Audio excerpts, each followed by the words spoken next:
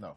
But the biggest thing, this is what I want everybody to get to. So me and Sherm, I've gone back and forth with Sherm too. Yeah. About the whole not traveling thing. You're a zone corner. But you got to think, at the end of the day, it's about scheme. The scheme is not asking him to go travel.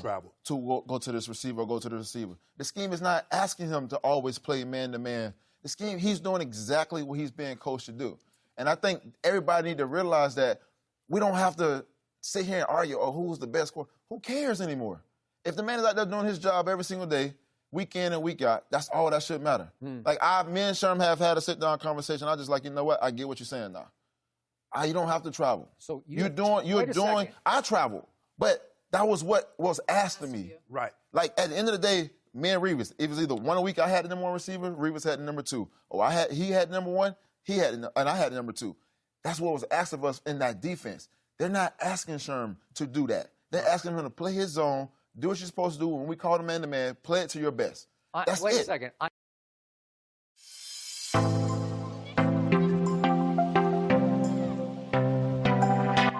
안녕하세요. 투버스터 NFL 팟캐스트입니다. 이번 팟캐스트는 탑 11 코너백 랭킹 에피소드인데요. 그럼 시작하겠습니다.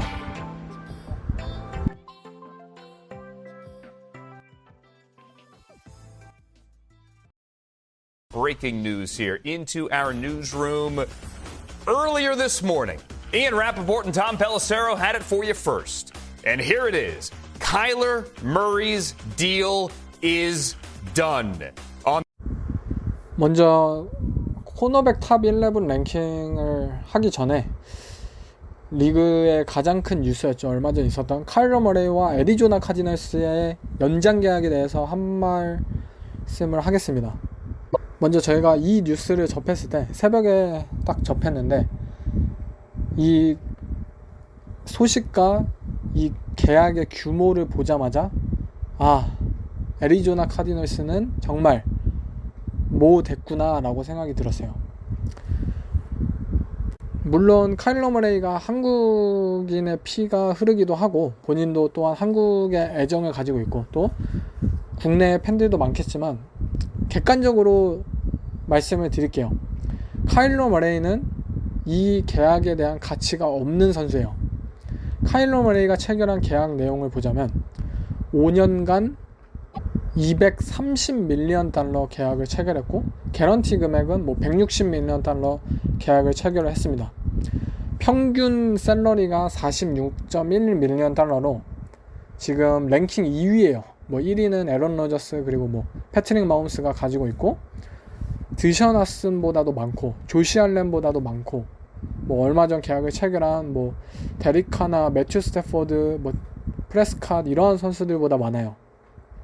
즉 카일러 머레이가 지금 쿼터백 계약 랭킹 중 거의 2등, 3등이에요. 그렇다면 에런 로저스는 백투백 MVP 출신이잖아요. 당연히 받을만 하고 패트릭 마홈스는 우승을 하기도 했고 또 MVP 출신. 그리고 누가 보더라도 리그 최고의 코너백. 당연히 돈값을 하죠. 조시 알렌 또한 패트릭 마홈스에 있어서 가장 근접한 선수이자 언제든지 MVP를 드러낼 수 있는 그러한 쿼터백으로 성장을 해냈고요. 근데 카일러 머레이는 플레이오프 승리 경험이 단 한 번도 없는 또한 MVP 레벨에 도달한 적이 단 한 번도 없는 쿼터백입니다. 그 선수가 5년간 230밀리언 달러 계약을 체결을 했고요. 이것이 또한 왜 문제가 되냐면 애리조나 카디널스라는 팀에 있어서 이 카일러 머레이라는 존재는 과연 어떤 존재일까요? 그것을 한번 생각해 보셨으면 합니다. 애리조나 카디널스는 최근 드래프트에서 계속해서 실패를 거듭하고 있는 팀입니다. 재작년 출신인 아이자와 시몬스 라인베커 세이프티 하이브리드 타입의 선수도 실패하였고 앤디 이사벨라 그런 리시버 하킴 버틀러 이런 리시버들 픽 또한 실패하였고 많은 드래프트 픽들이 현재 실패로 돌아가고 있어요. 애리조나 카디널스라는 팀이 결국 애리조나 카디널스가 선택한 것은 바로 FA에서의 베테랑들 영입이었어요. 디안드레 홉킨스를 트레이드를 통해 영입하였고 JJ 왓과 그리고 챈들러 존스를 영입을 하였고, 이를 바탕으로 애리조나 카디널스는 작년 11승 6패라는 성적을 기록할 수 있었습니다. 그리고 이들은 올 시즌 디안드레 홉킨스가 징계를 당했기 때문에 헐리우드 브라운을 새로 트레이드를 통해서 영입하기도 했고요. 또 다른 베테랑 리시버죠. 결국 애리조나 카디널스라는 팀은 본인들이 드래프트 상에서 계속 실패함과 동시에 전력을 유지하기 위해서 베테랑들을 FA든 트레이드든을 통해서 전력을 유지하는 것을 원하고 있는 팀이에요. 베테랑과 루키가 다른 점은 결국 돈이에요. 베테랑들은 더 많은 돈을 요구하고 이들을 팀에 붙잡기 위해서는 굉장히 많은 돈들이 필요합니다. 이 NFL이라는 리그는 하드캡 리그로서 결국 돈을 어떻게 분배를 하고 어떻게 쓰느냐가 굉장히 그 어떠한 스포츠보다도 중요한 팀입니다. 그런데 카일러 머레이라는 선수한테 1년에 46밀리언 달러를 준다면 결국 이 베테랑들을 다 붙잡을 수 없다는 말이에요. 결국 챈들러 존스는 올 시즌 레이더스로 이적을 하였고, 애리조나 카디널스는 올 시즌 패스러셔가 이제 JJ 왓을 빼면은 기대할 만한 선수가 없어요. 이들의 디펜스는 작년 분명 기대 이상의 엄청나게 좋은 활약을 펼쳤지만 올 시즌 이들은 작년보다 퇴보한 게 분명합니다. 디펜스적으로. 그렇다면 결국 팀을 이끌어야 하는 것은 오펜스인데, 카일러 머레이가 과연 본인의 팀의 오펜스를 한 단계 도약할 수 있는 능력을 가졌냐는 거죠.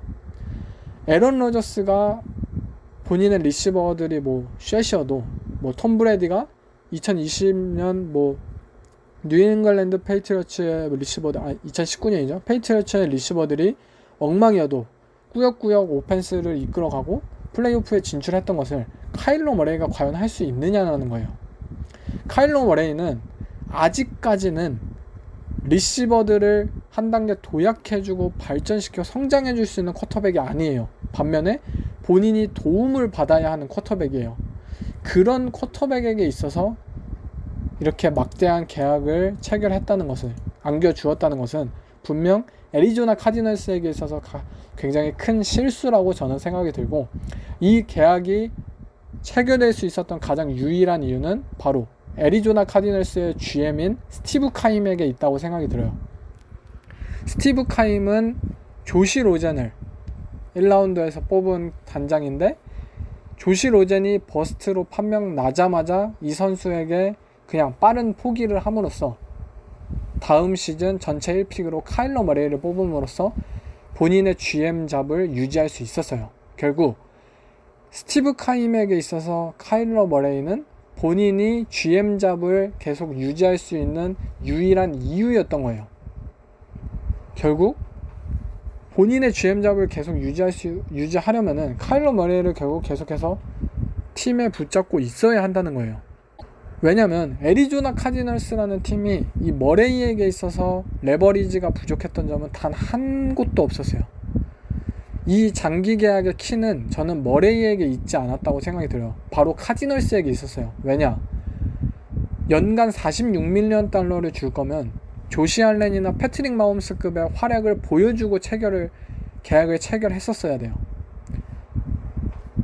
구단은 기다려야 했고, 머레이가 장기 계약을 그토록 빨리 원했다면 계약금을 낮춰야 하는 것이 구단의 의무이고, 구단이 가진 저는 좀 레버리지가 우위였다고 생각이 들어요. 하지만 구단이 계속해서 끌려가고 이러한 장기 계약을 줬다는 것은 결국 스티브 카임 GM이 가진 단 하나의 이유가 이 계약에 역할을 끼치지 않았나 생각이 듭니다.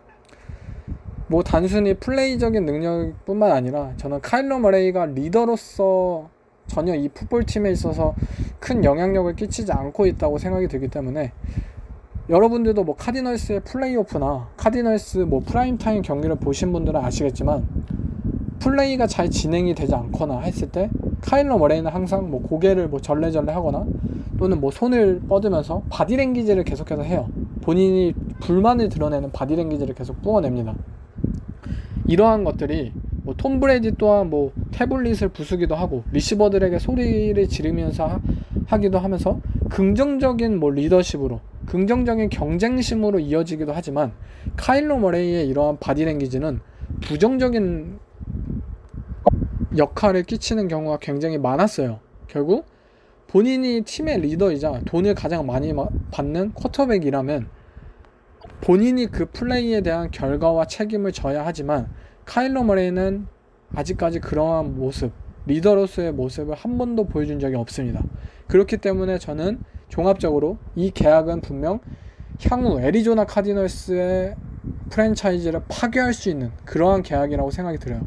물론 애리조나 카디널스는 뭐 카일러 머레이가 전반전 보여주었던 그런 센세이셔널한 활약, 그리고 그의 리더로서의 성숙함, 뭐 빅벤도 초창기에는 굉장히 어린 모습을 많이 보여줬잖아요. 그런데 빅벤도 결국 뭐 나이가 들면서 진정한 리더로 거듭났고, 어쨌든 리더십적인 측면은 뭐 경력과 뭐 그런 시간이 어느 정도 필요하다고 애리조나 카디널스는 개인적으로 생각을 하는 것 같아요.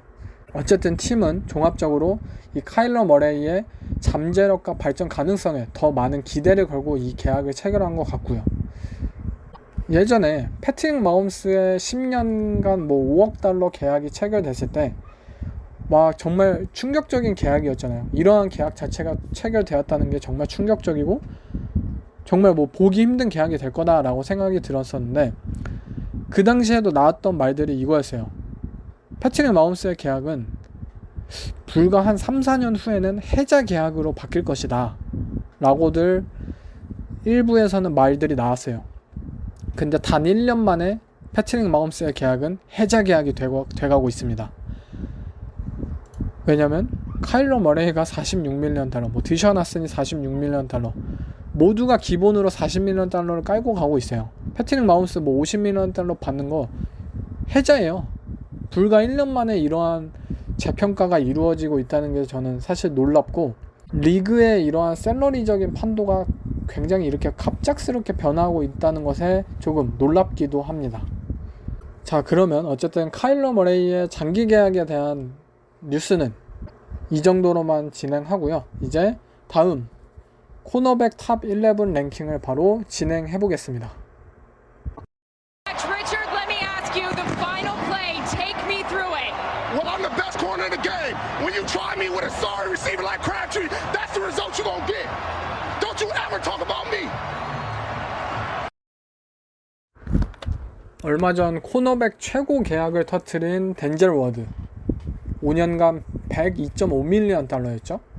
그리고 2022년 드래프트 전체 3픽과 4픽이 코너백이라는 사실.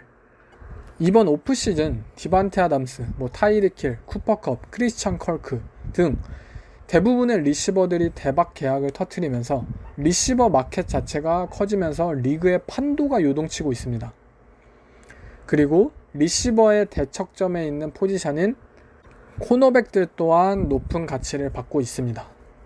디펜스에 있어서 하나의 리시버를 온전히 혼자서 락다운 시킬 수 있는 코너백이 있다면 그로부터 파생되는 스킴적인 수혜는 상당하고, 또 다재다능한 코너백이 가진 가치는 현재 말로 다할 수 없는 것이 현실입니다. 그렇기에 팀들은 많은 돈 그리고 높은 드래프트 픽을 통해서 코너백 포지션에 프리미엄 가치를 붙이고 있고, 이들의 가치는 뭐 리시버의 가치가 올라가는 것처럼 코너백의 가치 또한 계속해서 증대가 될 것이라 생각이 드는데요. 일반적으로 코너백이라는 포지션은 일반 라이트 팬들이 가장 알 수 없는 포지션이라고 생각을 해요. 코너백이라는 포지션을 평가하기 위해선 먼저 디펜스를 알아야 하고 이 스킴에 대한 이해도가 있어야만 코너백을 평가할 수 있습니다. 우리가 경기를 보면서 리시버가 뭐 오픈 찬스가 열리면서 유유히 터치다운을 해내는 장면을 볼 때 막 코너백하고 세이프티 둘 다 막 왜 막 이런 바디랭귀지를 펼치잖아요. 둘 다 막 머리 위로 손을 뻗으면서 이 코너백이 과연 리시버를 놓친 걸까? 뭐 이 세이프티가 리시버를 놓친 걸까?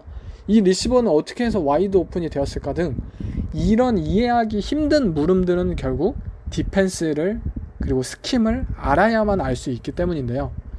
코너백은 일반적으로 스킴에 따라 뭐 크게 존 커버리지, 맨 커버리지 상황에 놓입니다. 각기 다른 커버리지이기 때문에 다양한 면을 요구하기도 하고, 코너백들 또한 이 스킴에 따라 그 능력이 극대화되기도 하며 극소화되기도 하는데요. 하지만 엘리트 코너백들은 이 스킴과 관계없이 일관성 있는 활약을 보일 수 있어야 합니다. 매번 자기가 원하는 상황만을 플레이할 수 있는 것은 아니기 때문에 때로는 큰 리시버, 때로는 작은 리시버, 때로는 맨커버리지, 때로는 존커버리지, 다양한 상황에서 본인만의 플레이를 펼칠 수 있어야만 합니다. 코너백을 평가하는 요소로서 스피드, 손 스킬, 볼 스킬, 피지컬, 핏, 필드 비전, 볼 추적, 피니쉬, 턴오버 능력 등 코너백에게 있어서 중요한 능력들은 굉장히 많습니다. 하지만 이것들은 결국 하나하나의 요소일 뿐이며 코너백이 각기 다른 리시버와 매치업 되었을 때 필요한 능력들을 얼마나 일관성 있게 발휘하느냐가 코너백에겐 가장 중요하다고 생각이 들어요. 그리고 본인만이 가진 특화된 장기들을 어떻게 다양하게 활용할 수 있냐에 따라 이 선수들의 잠재력은 확 달라지기도 하고요. 그렇다면 리그의 탑 코너백들은 과연 어떠한 장점과 단점을 보유했고 이에 따라 어떠한 플레이들을 펼칠 수 있을지 한번 랭킹을 살펴보겠습니다.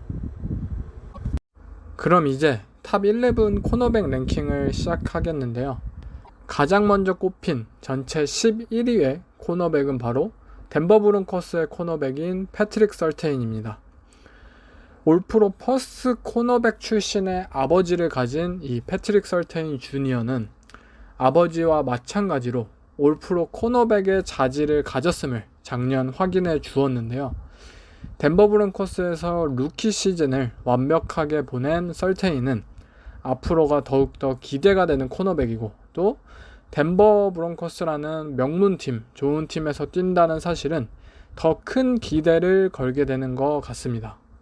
먼저 패트릭은 상당히 큰 피지컬을 가진 코너백이에요. 6-2라는 피지컬처럼 그는 큰 리시버와 타이트 엔드와의 매치업이 가능한 코너백이고 또 손 스킬에 있어서 굉장히 큰 강점을 가졌어요. 하지만 반대로 사이즈가 크다 보니까 느린 스피드 그리고 핏은 그에게 극복해내야 할 점이기도 합니다. 패트릭은 리시버의 직선상의 매치업에서 버티컬적인 매치업에서는 피지컬함과 그리고 침착한 핏을 통해서 리시버에 대응하면서 부족한 스피드적인 부분을 본인의 강점인 손 스킬을 통해서 대응해냅니다. 하지만 리시버의 수평적인 라우트, 언더라우트, 오버라우트 그러한 상황에서의 대결은 조금 속수무책인 상황들을 계속해서 보여주었어요. 그는 빠른 스피드를 통해서 리시버를 언더컷을 해내서 공을 쳐내는 스타일도 아니고 또 리시버의 탑을 계속해서 유지할 수 있는 그런 스타일이 아니에요. 스피드가 그렇게 빠른 선수는 아니에요. 그렇기에 민첩하고 빠른 스타일의 리시버를 만나면 패트릭 설테인은 고전을 할 수밖에 없었고 이 부분을 앞으로 다른 스킬과 테크닉적인 부분을 통해서 극복해내야 하는 숙제를 또 가지고 있어요.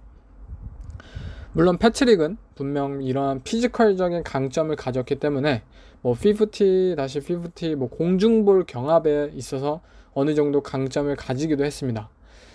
그런데 아직 루키이다 보니까 몇몇 장면에서 이 공을 확실히 쳐내거나 리시버가 캐치를 하더라도 그 캐치를 확정짓기 전에 피넛 펀치 등을 통해서 공을 쳐내는 능력, 그러한 피니시 능력이 부족함을 보였고 결국 본인이 가진 그러한 신체적 강점, 터프함과 공격성을 잘 이끌어내서 잘 사용할 수 있도록 끌어내야만 하는 숙제를 가지고 있습니다. 사실 이 패트릭은 맨 커버리지와 존 커버리지에서 모두 뛰어난 모습을 보여주었어요.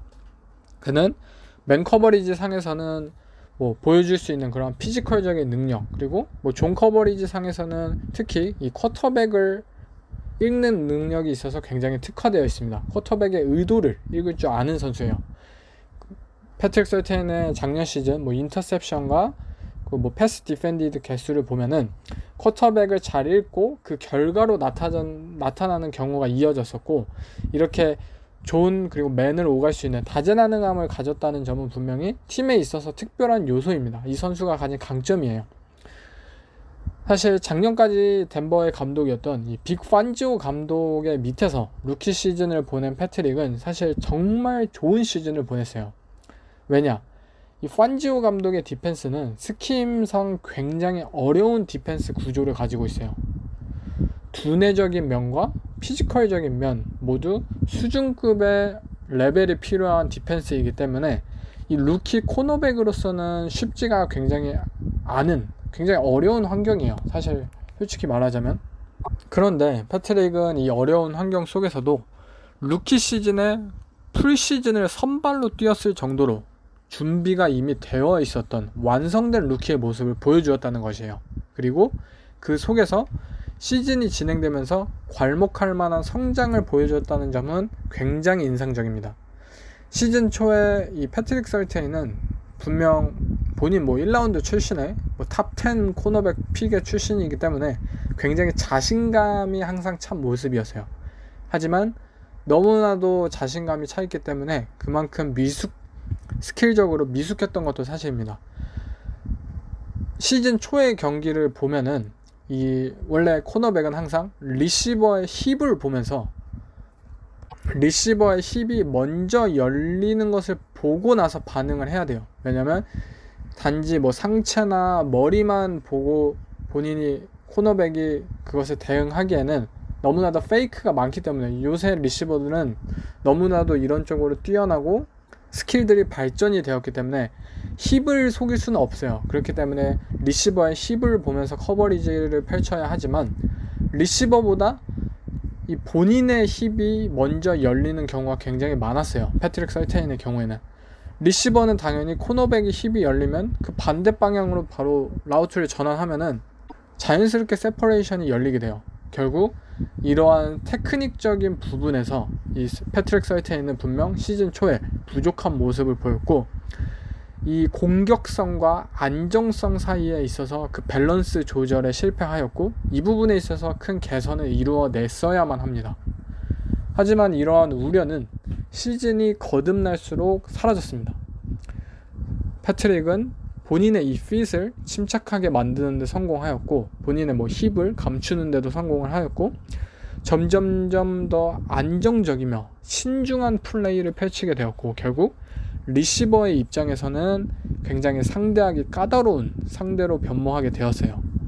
이러한 발전성, 성장성은 이 패트릭 서테인이라는 선수가 가진 가장 큰 강점이지 않을까 싶고 앞으로도 그가 본인의 이 부족한 점을 어떻게 성장을 시킬 수 있느냐 이 부분에 대해서 가장 큰 기대가 모아지는 것 같아요. 패트릭 서테인의 주니어의 2021년 시즌은 분명 굉장히 놀라운 시즌이었습니다. 그렇지만 반대로 놀라운 만큼 보완해야 할 점도 많았고요. 그렇지만 이 서테인이라는 선수는 눈에 띄게 성장하고 있음을 보여주었다는 것이 굉장히 큰 의미가 있다고 생각을 해요. 이거를 목격한 팬들이라면 이 선수가 본인이 가진 단점들을 앞으로도 충분히 보완할 수 있을 거라고 기대를 할 것이라 생각이 들고 그렇기에 이 선수의 성장과 활약이 기대가 되지 않나 싶습니다. 다음 전체 10위의 코너백은 바로 댈러스 카우보이스의 코너백이죠. 버팔로 빌스의 리시버인 스테판 딕스의 동생이기도 한 바로 트레반 딕스입니다. 11개의 인터셉션과 올 프로 퍼스트에 등극한 코너백. 트레반 딕스는 데뷔 후 단 2년차 만에 이 올 프로 코너백에 등극을 하면서 형인 스테판 딕스와 올 프로 퍼스트 리시버죠. 와 견줄 만한 선수가 되었습니다. 단 2년차 만에. 매 경기 인터셉션을 만들어내면서 팬들에게 있어서 즐거움을 선사했던 이 딕스는 젊은 댈러스 디펜스의 일원으로서 앞으로도 마이카 팔슨스와 함께 팀을 이끌어 날 것이라고 기대가 되는데요. 그리고 가장 큰 건 역시 그가 커리어 동안 얼마만큼의 인터셉션을 만들어낼 수 있을까는 상당한 관심사를 모을 것입니다. 사실 이 트레반 딕스라는 선수는 코너백은 리그에서 가장 호불호가 갈리는 코너백일 거예요. 왜냐? 일부는 그의 인터셉션 개수, 즉 플레이메이킹 능력을 높이 살 것이고 일부는 그가 인터셉션을 만드는 대신 허용한 야드를 가리키면서 그를 낮게 평가할 수도 있습니다. 이 부분은 사실 호불호의 영역이기 때문에 이 딕스라는 코너백을 평가를 할 때 사람에 따라 좋게도 안 좋게도 평가되는 것은 극과 극으로 평가되는 것은 어쩔 수 없다고 생각이 들어요. 그렇게 이 딕스라는 코너백을 평가를 할 때는 결국 모두의 의견을 존중해야 돼요. 어느 한 사람의 의견이 맞는 것이 아니에요. 그리고 다음은 저만의 의견이죠. 먼저 딕스는 리그의 그 어떠한 코너백보다 플레이메이킹 능력이 뛰어난 선수입니다. 11개의 인터셉션 개수는 그 자체만으로도 알 수 있듯이 경기의 모멘텀을 가져올 수 있는 그러한 능력을 가진 선수라는 것을 알 수 있고, 이 현재 리그에 있어서 이 능력은 그 어느 때보다도 소중합니다. 왜냐? 여러분들 플레이오프 와일드카드전 버팔로 빌스와 캔자스시티 칩스와의 경기 봤잖아요. 그냥 매 플레이 매 순간 터치다운으로 이어질 수가 있어요. 아무리 야드가 남았든 아무리 몇 초가 남았든 지금 리그는 언제든지 터치다운, 언제든지 빅플레이, 언제든지 필드골 레인지에 진입할 수 있는 그러한 플레이들을 펼칠 수 있는 리그예요. 그렇기 때문에 이 락다운 코너백이라는 개념의 존재가 점점 더 희석해져 가고 있고, 결국 중요한 것은 중요한 경기의 순간에서 그 모멘텀을 가져올 수 있는 선수가 있느냐, 이러한 측면이 점점 더 리그에 있어서 귀해지고 있어요. 그렇기 때문에 이 트레번 딕스라는 선수가 가진 강점은 현재 리그의 트렌드에 있어서는 더욱더 적합한 그러한 강점이라고 볼 수가 있어요.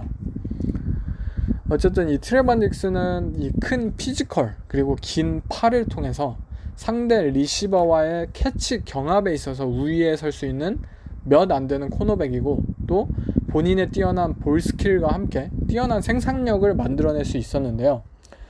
이 딕스는 정말 이 볼에 있어서만큼은 축복을 받았다고 생각이 들 정도로 공이 향하는 방향, 공이 향하는 지점 등을 귀신같이 포착해내고, 또 모든 볼들을 인터셉션으로 연결해낼 수 있는 그러한 능력을 가졌어요. 물론 이러한 것들은 단순한 운이 아니에요. 그 상황을 본인의 것으로 만들어내는 본인의 본능적인 능력과 많은 시뮬레이션을 통한 연습 등이 필요한 것이죠. 이 딕스는 이처럼 상대의 실수가 나왔을 때 그것을 본인의 것으로 만들어내는 그러한 능력을 가진 선수입니다. 하지만 역시 양면성을 가진 코너백이죠. 딕스는 많은 인터셉션만큼 많은 야드를 허용한 코너백이기도 합니다. 리그에서 가장 많은 패싱 야드를 허용했을 정도로 트레번 딕스라는 선수는 양날의 칼이고, 이는 그가 앞으로 더 발전하고 더 보완해 나가야 할 점입니다. 먼저 이 트레번 딕스는 굉장히 피지컬하고 좋은 강점을 가졌지만 반대로 굉장히 느리고 무거운 코너백입니다. 딕스는 때로는 너무나도 성의 없어 보일 정도로 상대 리시버를 적극적으로 커버하지 않고 민첩한 리시버들의 라우트에 쉽게 따돌려집니다.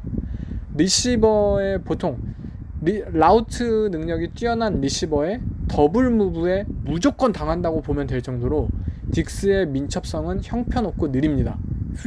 핏 자체가 느려요. 또한 딕스는 너무나도 잦은 테크닉적인 실수, 스텝에 있어서 실수와 리시버에 집중을 하지 않고 쿼터백에 집중한다든지 기본적인 실수를 남발합니다. 결국 리시버를 쫓는 게 아닌 볼을 쫓는 선수라는 거죠. 때로 이 선수의 플레이를 보고 있으면은 과연 이 선수가 NFL에서 뛰는 코너백이 맞나 싶을 정도입니다. 단도직입적으로 이 플레이메이킹 능력을 제외한다면 딕스는 리그에서 당장 방출당할 1순위 코너백이라는 말이에요. 잦은 실수, 부족한 민첩성, 의지가 없어 보이는 빠른 포기, 집중력 문제, 형편없는 푸더크 등 사실 코너백으로서 굉장한 문제점들을 많이 가졌어요. 트레번 딕스는. 그런데 오로지 인터셉션 개수 하나로 트레번 딕스는 올 프로 퍼스트 코너백이 되었습니다. 이 냉탕과 온탕을 매 플레이마다 오가며 풋볼계의 아담 던, 혹시 메이저리그를 보신 선수들은 아시겠지만 아담 던이라는 타자가 있었잖아요. 삼진 아니면은 홈런, 뭐 타율은 2할인데 뭐 홈런 개수 40개죠. 그러한 유형의 선수예요. 코너백으로 따지면. 삼진 아웃을 당하거나 홈런을 치거나 유형의 선수로서 현재는 그 홈런 능력이 굉장히 뛰어나기 때문에 인터셉션 개수가 11개이기 때문에 귀중한 대우를 받지만, 만약 그 생산성이 줄기 시작한다면 사람들의 인식은 쉽게 바뀔 것입니다. 인터셉션은 분명히 매년 쉽게 유지가 되는 스탯은 아니에요. 한 시즌에 올 시즌에 10개를 찍더라도 내년 시즌에는 인터셉션 하나도 못 찍는 것이 인터셉션이에요. 그만큼 일관성을 유지하기 힘든 스탯입니다.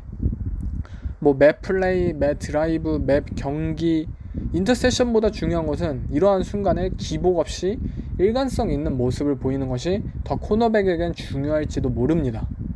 결국 트레반 딕스라는 선수는 올 시즌 올 프로 퍼스트에도 등극을 하고 최고의 시즌을 보냈지만, 앞으로의 커리어에 있어 그는 발전해야 할 부분이 상당히 많이 있습니다. 만약 본인 스스로 이 필요성을 느끼지 못한다면 저는 이 딕스라는 선수는 금방 잊혀지는 선수가 될지도 모른다고 생각을 해요. 그의 형인 스테판 딕스가 데뷔 후에 매년 발전을 보인 것처럼 트레반 딕스 또한 경쟁심을 가지고 향상심을 가지고 이러한 모습을 통해서 계속해서 성장해 나가는 게 팬으로서의 바람이 아닐까 싶고요. 트레반 딕스, 리그에서 가장 호불호가 갈리는 코너백. 저는 10위를 주었지만 이 선수를 1위를 줘도 저는 평가가 이해가 되고 어떠한 평가가 이해가 되는 코너백이지 않을까 싶습니다. 다음 전체 9위의 코너백은 바로 뉴올리언 세인츠 출신의 코너백이죠. 마샨 레리모어입니다. 2017년 디펜시브 루키 오브 더 이어를 받은 이후 리그에서 가장 꾸준한 활약을 보여준 코너백인 레리모어. 이 젊은 최근 몇 년 있어서 세인츠 디펜스의 세컨더리가 세대 교체가 되었죠. 이 젊은 세인츠 세컨더리 구성에 있어서 레리모어는 구심점 역할을 해주었고 지금까지도 그는 이 세인츠 세컨더리의 핵심이자 플레이메이커입니다. 5년간 97밀리언 달러 연장 계약을 따내기도 하였고 어느덧 베테랑의 반열에 오른 이 레리모어는 아직도 나이가 26살의 나이예요. 26살의 나이이기 때문에 앞으로도 더욱더 발전하고 성장을 해낼 수 있는 선수라고 생각이 듭니다. 하지만 이제 뉴올리언 세인츠에 있어서 더 이상 넓은 범위를 커버해주던 마커스 윌리엄스는 없어요. 대신 타이런 매튜나 메이어나 이런 세이프티들, 새로운 선수들의 합류와 함께 다른 유형의 디펜스가 펼쳐질지도 모릅니다. 하지만 분명한 것은 마샨 레리모어는 그가 데뷔 후 지금까지 보여주었던 그 플레이를 올해도 기복 없이 보여줄 것이라는 사실입니다. 사실 이 레리모어는 데뷔 후 지금까지 꾸준한 플레이 스타일을 보여주고 있어요. 사실 변함이 없어요. 잘 프레스맨 커버리지 코너백. 그는 상대 오펜스에 있어서 가장 크고 가장 뛰어난 리시버를 전담하는 역할을 자처하고 있고 이를 수준급으로 매경기 해내고 있습니다. 레리모어는 피지컬하고 터프한 코너백이기 때문에 이 상대의 피지컬한 리시버를 상대로 굉장히 뛰어난 능력을 보여줍니다. 비록 라우트적인 능력 그리고 스피드 상에서는 밀릴 수 있지만 이 레리모어가 가진 뛰어난 클로징 스피드와 그리고 그의 볼 스킬은 올 시즌 패스 디펜디드를 19개 커리어 하이로 기록했을 정도로 훌륭한 모습을 보여주었고요. 사실 레리모어는 민첩하고 빠른 유형의 코너백은 아니에요. 그렇기 때문에 이 리시버의 라우트 브레이킹 포인트에 크게 손에 밀쳐지기도 하고 라우트 핏 자체에도 밀려지기도 하고 크게 세퍼레이션이 벌려지는 경우가 많아요. 하지만 레리모어는 이것을 극복해내는데 결국에 이 쿼터백들은 이 세퍼레이션을 보고 패스를 던지잖아요. 코너백이 뒤쳐졌기 때문에 내 리시버한테 패스를 던져야겠다 할 때 이 공을 끝까지 따라가서 쳐낼 수 있는 리커버리 능력이 이 마샨 레리모어는 굉장히 뛰어납니다. 그것을 클로징 스피드라고 하는데 어쨌든 이 리커버리 능력이 굉장히 뛰어나기 때문에 본인의 이러한 단점들을 극복해낼 수 있었던 것입니다. 사실 이 마샨 레리모어는 올 시즌 야드 허용이 800야드 이상일 정도로 굉장히 리그에서 많이 허용한 코너백 중 한 명이에요. 하지만 생각을 한번 해보시면은 상대팀 넘버원 리시버를 상대로 할 때 그를 단 80야드로만 묶는다면 그것은 과연 성공한 것일까요? 아니면 실패한 것일까요? 상대팀의 넘버원 리시버는 매 경기당 150야드, 200야드씩 기록할 수 있는 선수들이에요. 훌리오 존스를 보고 뭐 디반테 아담스를 보고 뭐 타이르키를 보고 이 선수들 다 뭐 매 경기 100야드는 껌이고 뭐 200야드도 빌 받으면 탈 수 있는 선수들이잖아요. 하지만 이 넘버원 리시버들을 단지 뭐 60야드, 80야드로만 묶는다면 그것은 일종의 성공이에요. 그 선수의 플레이 메이커적인 능력을 최소한으로 지켜낸 것이기 때문에 레리 모어가 물론 올 시즌 800야드를 허용을 하고 물론 야드 허용이 많은 경우도 있지만 그것은 그가 항상 최고의 리시버와 경합했기 때문에 라고 저는 생각이 들어요. 레리 모어는 분명 이처럼 뭐 아예 뭐 캐치를 허용하지 않는 뭐 그런 셧다운 유형의 코너백은 아닙니다. 때로는 뭐 캐치를 허용하기도 하고 또 뭐 느린 스피드 때문에 많은 야드의 포터 캐치를 허용해내기도 합니다. 하지만 반대로 많은 패스들도 쳐내는 뭐 붐올 버스트 타입의 플레이적인 모습을 보여주고 그렇지만 그의 프레스맨 커버리지 능력과 함께 상대 넘버원 리시버를 필드 온 곳에서 자신있게 섀도우하면서 따라갈 수 있다는 그런 전술적인 이점은 결국 세인츠 디펜스의 다른 스킴상의 이점을 불러온다고 저는 생각이 들어요. 또 뭐 레리 모어는 뛰어난 태클러이기도 합니다. 한번 태클 걸면은 미스 태클이 거의 안 나는 유형의 코너백이고 다른 수많은 강점을 가지고 있는 코너백이기 때문에 올 시즌 새롭게 변화를 지금 물론 팀의 기조는 그대로지만 선수 구성이 있어서 세인츠가 많이 변화를 경험하고 있기 때문에 과연 레리 모어가 어떠한 뭐 모습을 보여줄까? 물론 그의 역할은 올 시즌도 바뀌지 않을 거예요. 데뷔 후 지금까지 그의 역할은 항상 똑같습니다. 상대팀의 넘버원 리시버를 프레스맨 커버리지 하는 것. 하지만 어쨌든 이러한 새로운 변화 속에서 그가 과연 어떤 활약을 보일지는 굉장히 큰 관심사가 아닐까 싶습니다. 다음 전체 8위의 코너백은 바로 버팔로 빌스의 코너백이죠. 트레데비어스 화이트입니다. 2021년 NFL 리그 전체 1위의 디펜스는 바로 버팔로 빌스였습니다. 빌스의 디펜스는 1위를 기록할 수 있었던 것은 뭐 패스러셔, 뭐 디펜시브 라인 이런 게 아니었어요. 그 중에서도 강력한 세컨더리 그룹을 바탕으로 했기 때문에 버팔로 빌스는 리그 최고의 디펜스를 구축할 수 있었습니다. 특히 뭐 올프로 세이프티인 조던 포이어와 마이카 하이드가 이 듀오가 세컨더 세이프티 듀오가 후방을 잘 지키고 있었고요. 2021년 이 동기인 두 세이프티는 커리어 처음으로 동시에 올프로 퍼스트, 올프로 세컨드, 올프로에 뽑혔지만 그 전에 이 빌스의 세컨더리에는 이미 올프로 선수가 있었죠. 그것은 바로 트레데비어스 화이트로 2019년 올프로 퍼스트, 2020년 올프로 세컨드에 들면서 또 팀과 거대한 장기 계약까지 맺으면서 리그의 정상급 코너로 화이트는 성장을 했습니다.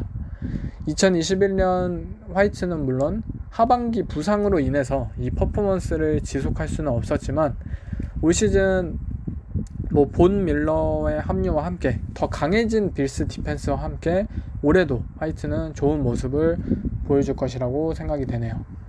트레데비어스 화이트는 겉보기의 생각과는 굉장히 정반대의 코너백이라고 생각이 들어요. 보통 뭐 빌스의 디펜스를 생각하자면 뭐 좀 더 존 커버리지 타입의 디펜스, 뭐 존 블리츠 스킴을 사용하는 디펜스. 그렇기 때문에 뭐 리시버와 쿼터백을 잘 읽고 그에 맞는 뭐 민첩함, 최소한의 민첩함을 통해서 패스를 저지하는 유형인 존 커버리지 타입의 코너백이라고 오해를 할 수도 있을 것 같아요. 트레데비어스 화이트를. 하지만 트레데비어스 화이트는 이 선수의 강점은 다른 쪽에 있어요. 바로 프레스맨 커버리지를 그 누구보다 즐겨하는 코너백이라는 점이에요. 시종일관 리시버의 앞에 서서 그 선수를 스냅과 동시에 손으로 괴롭히는 것을 즐겨하는 굉장히 터프한 유형의 코너백입니다. 상대가 타이트핸드든 리시버든 관계는 없어요. 자신있게 리시버의 앞에 서서 그들의 릴리즈 타이밍을 늦추고 또 라우트가 진행됨에 따라 리라우트를 계속해서 시도하면서 피지컬한 경쟁을 즐겨하는 선수입니다. 물론 과도한 몸싸움 때문에 또 이런 손스킬적인 부분에서 어느 정도 부족해서 DPI와 홀딩 페널티에 대한 부분도 상당히 많이 페널티를 남발하기도 하는 유형의 코너백이지만 어쨌든 이러한 스타일, 터프한 유형의 스타일의 코너백은 반드시 팀에 있어서 필요합니다. 사실 2019년 트레데비어스 화이트가 올프로 퍼스트에 등극했을 때와 지금 2021년 시즌의 플레이 스타일은 사뭇 달라졌음을 확인할 수 있어요.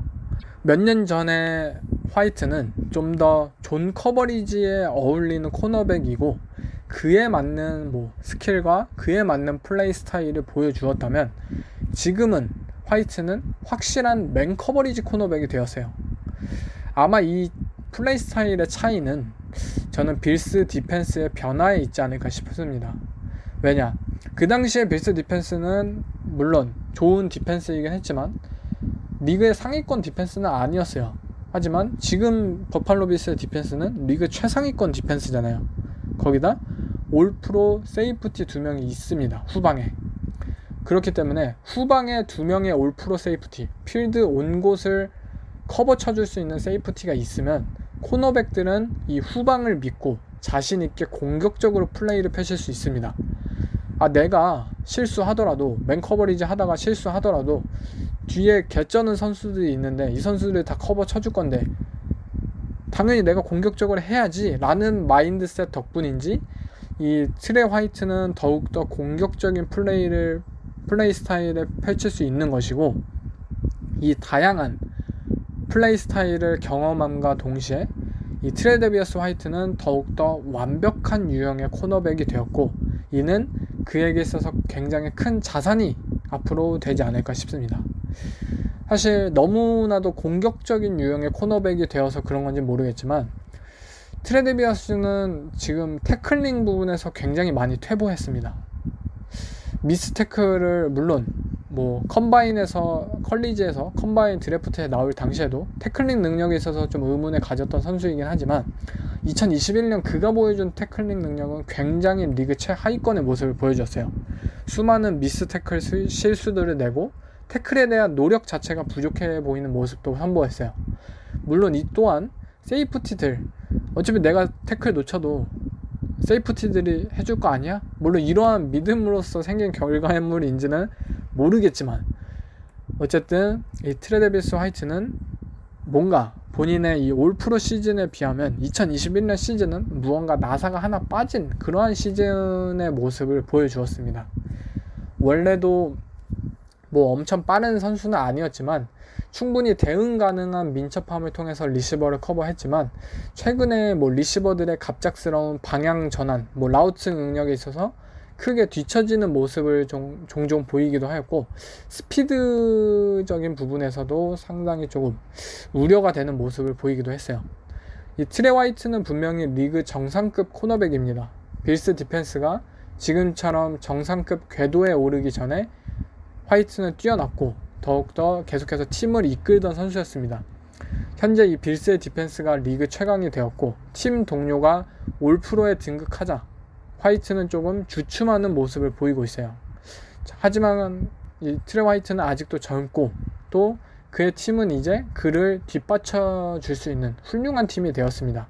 그렇기 때문에 또 다른 부상에서 회복을 하고 브레이크아웃 시즌을 보여줄 수 있지 않을까 싶네요. 다음 전체 7위의 선수는 바로 얼마 전 LA로 이적을 선택한 바로 제이시 잭슨입니다. 뉴잉글랜드 페이트리엇 출신의 코너백으로서 얼마 전 LA 차저스와 5년간 $75밀리언 계약을 터뜨린 잭슨인데요. 언드래프트 출신의 코너백으로서 그가 이렇게 거대한 장기 계약을 체결했다는 사실은 그 자체로 그가 얼마나 뛰어난 활약을 보였는지를 증명한다고 생각이 듭니다. 2018년 이후 가장 많은 인터셉션을 기록한 코너백으로서 볼 호크 코너백이라는 직함 그 자체가 어울리는 코너백인 제이시 잭슨은 폭스보로를 떠나 LA에서도 그 기록을 이어갈 선수가 분명합니다. 2020년에 9개 그리고 2021년에 8개의 인터셉션을 기록하며 2021년 진정한 주전 코너백으로서 풀시즌을 뛴 잭슨은 곧바로 작년 시즌 올프로에 선정이 되었습니다. 이 턴오버를 유발하는 플레이메이킹 능력을 가진 코너백은 6-1이라는 좋은 피지컬을 자랑하기도 하는데요. 잭슨은 큰 피지컬답게 큰 리시버들이나 타이트엔드와의 매치업에서도 큰 강점을 가졌고 주로 스냅을 이어갔습니다. 그의 사이즈와 손 스킬은 상대 리시버를 거치게 밀면서 압박할 수 있는 요소를 가졌고 그는 특히 이 리시버의 라우트 브레이킹 포인트에 강하게 밀면서 리라우트를 선호하는 코너백 중 한 명입니다. 이 제이시 잭슨은 분명 푸더크, 핏이 훌륭한 선수는 아닙니다. 디테일하고 굉장히 민첩한 유형의 코너백은 아니기 때문에 리시버가 원하는 대로 플레이를 하고 본인이 수동적인 플레이를 하게 두면 잭슨은 금방 뒤처지는 선수예요. 그렇기 때문에 리시버의 의도를 아예 차단하기 위해서 거칠게 미는 방법을 선호를 하고 이제 피지컬이 상대적으로 약하거나 손 스킬이 뛰어나지 못한 리시버를 상대로 할 때는 이는 굉장히 효과적인 플레이 스타일입니다. 물론 마이크 에반스를 비롯해서 코너백보다도 더욱더 손 스킬이 뛰어나거나 피지컬이 뛰어난 리시버를 상대로는 잭슨 본인이 역으로 밀쳐지기도 했지만 어쨌든 이 잭슨이 가진 터프함과 피지컬함은 리시버들에게 있어서 굉장히 위협적인 특징입니다. 아무래도 잭슨의 이 가장 큰 강점이라 한다면 역시 턴오버 능력인데요. 인터셉션 개수만 보더라도 놀라움이 굉장히 가득하지만 그는 2021년 패스 디펜디드 개수도 리그 1위를 기록했습니다. 23개. 그를 상대로 한 패스 컴플리션 또한 49.1%로 올프로 퍼스트 코너백들인 젤런 램지와 트레번 딕스보다도 낮은 기록인데요. 즉 제이시 잭슨은 그 누구보다 상대의 패스를 많이 저지하면서 상대에 있어서 인터셉션을 가장 많이 가져온 코너백입니다. 그의 이러한 기록은 그가 가진 특별함 덕분인데요. 저는 바로 볼 스킬이라고 말하고 싶습니다. 저는 잭슨이 자비엔 하워드나 이러한 코너백들처럼 맨 커버리지 자체에 특화되어 있거나 또는 자이얼 알렉산더처럼 존 커버리지에 특화된 그런 커버리지 범위를 가졌거나 또는 젤런 램지처럼 양 유형의 완벽한 유형의 코너백은 아니라고 생각을 해요. 그런데 제이시 잭슨은 단 한 가지 측면에서는 굉장히 다른 코너백들과 구별이 된다고 생각을 해요. 그리고 그 스킬은 바로 볼 스킬입니다. 쿼터백의 패스를 어느 정도 예측할 수 있는 능력을 코너백들은 가졌어요. 공이 어느 타점에서 어디로 또 얼마나 빨리 도착을 할지를 예측해내고 그것을 쳐내거나 아니면 본인의 것으로 빼앗아 오는 게 코너백들의 목표예요.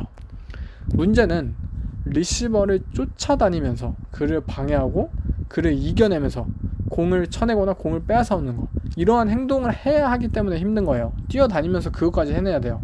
굉장히 힘들잖아요. 분명 잭슨은 민첩한 코너백은 아닙니다.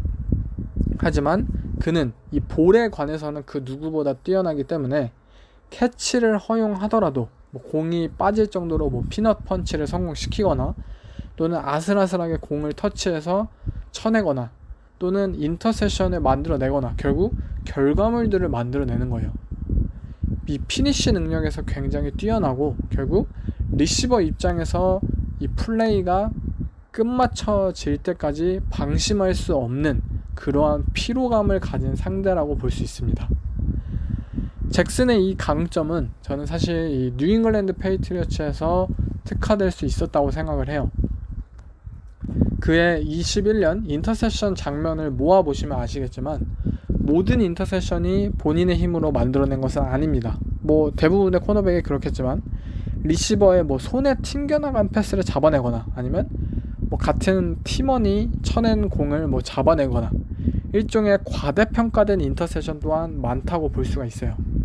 그런데 이는 누군가에게는 이거는 본인의 힘으로 만들어낸 인터셉션이 아니잖아.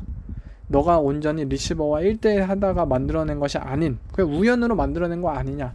누군가에겐 과대평가된 지표라고 생각될 수도 있겠지만 그 상황에 있어서 자기의 결과로 만들어내는 것 또한 능력이라고 생각을 해요.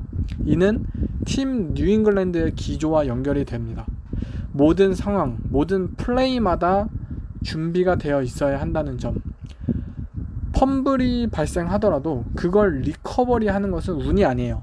펌블이 났는데 우연히 뭐 내 쪽에 있었다. 그리고 그걸 리커버리 한다. 이거는 단순한 우연이 아니에요. 그것을 선수들의 빠른 상황 판단 능력, 그리고 그 상황에 있어서 준비되어 있기 위해 끊임없는 노력 등이 결국 이러한 결과들로 이루어진다는 거예요. 그렇기에 이 뉴잉글랜드 페이트리어츠의 턴오버 마진은 매년 최상위권의 기록을 할 수 있었던 것이고요. JC 잭슨 또한 운을 자기의 것으로 만드는 능력을 가졌고 그것을 절대 과대평가라고 말할 수는 없다고 저는 생각이 듭니다. LA 차저스로 향한 JC 잭슨은 분명 새로운 환경으로 접어들었습니다. 브랜든 스테일리 감독이 잭슨에게 있어서 어떠한 역할을 원할지는 아직 확실하진 않아요.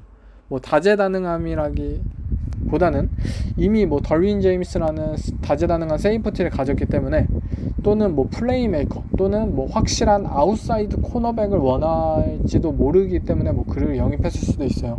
그러나 분명한 것은 이 JC 잭슨은 분명 좋은 탤런트를 가진 코너백이고 리그에서 과소평가된 선수라는 거예요. 올 시즌이 시작되기 전까지 JC 잭슨은 조명을 받지 못한 코너백이었고 그가 보여준 생산력에 비해 5년간 75밀리언 달러는 생각보다 싼 금액이기도 합니다. 왜냐? 덴젤 워드가 5년에 100밀리언 달러를 받았는데 그가 보여준 것보다 JC 잭슨이 보여준 게 훨씬 많아요. 그럼에도 불구하고 연봉 차이가 상당히 많이 납니다. 어쨌든 그만큼 올 시즌 차저스 디펜스와 함께 JC 잭슨은 올 시즌 더욱 도약할 수 있는 시즌을 보여줄지도 모릅니다. 단 한 가지 제가 잭슨에 대해서 오래전부터 생각했던 것은 이 패츠 내부에서는 뉴잉글랜드 내부에서는 이 선수를 생각보다 높이 평가하지는 않았다는 점이에요. 2020년까지 풀 스냅을 주지도 않았고 또 뭐 텐더 계약을 제시하거나 재계약에서는 일찌감치 포기함을 드러냈기도 했고요.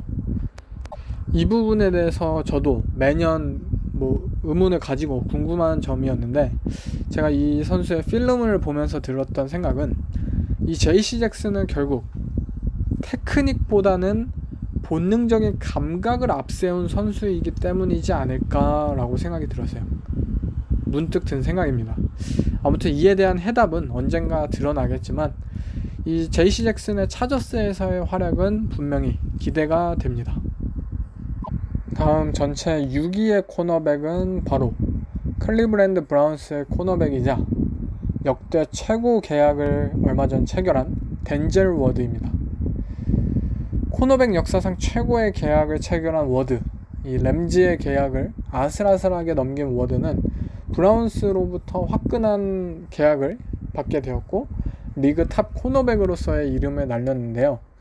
그런데 단 한 번도 올 프로에 든 적도 없는 코너백이자 단 한 번도 풀시즌을 치르지 못한 선수에게 이 계약은 조금 사치일지도 모릅니다. 하지만 전체 4픽 출신이자 많은 재능을 가진 코너백이기 때문에 이 브라운스는 모험을 걸었고 어쩌면 이 계약은 후에 재평가가 될지도 모릅니다. 작년 시즌 최고의 커리어 하이를 시즌을 보여준 워드이지만 앞으로 많은 것을 증명할 게 남아있는 만큼 올 시즌 그의 활약이 기대가 되는데요. 먼저 워드는 브라운스가 거대 계약을 안겨준 것처럼 작년 좋은 시즌을 보내긴 했어요. 비록 뭐 올 프로에 든다든지 또는 시즌 내내 많은 주목을 받은 것은 아니었어요. 그러나 4년차의 그는 드래프트 당시 기대를 받던 그 잠재력을 충분히 보여주었고 자신에게 이 기대감을 걸게 할 만한 퍼포먼스를 보여주었습니다. 워드는 빠르고 민첩하고 좋은 손 스킬을 가진 코너백으로서 맨 커버리지에 특화된 선수입니다. 한 가지 브라운스의 계약이 조금 오버페이였다고 생각할 수 있는 점은 브라운스는 현재 존 디펜스 팀이기 때문이에요. 만약 워드를 존 커버리지 코너백의 한 명으로 20밀리언 달러를 지불하면서 쓰려고 한다면 이는 분명한 낭비입니다.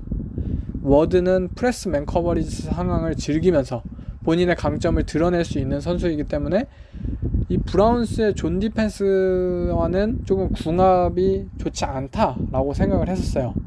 하지만 올 시즌 워드의 필름을 보고서 어느 정도 생각이 바뀌기도 했는데 이 브라운스라는 팀은 램스나 다른 여타 팀들처럼 투 하이셜 커버리지를 유지하고 싶어하는 팀이긴 해요.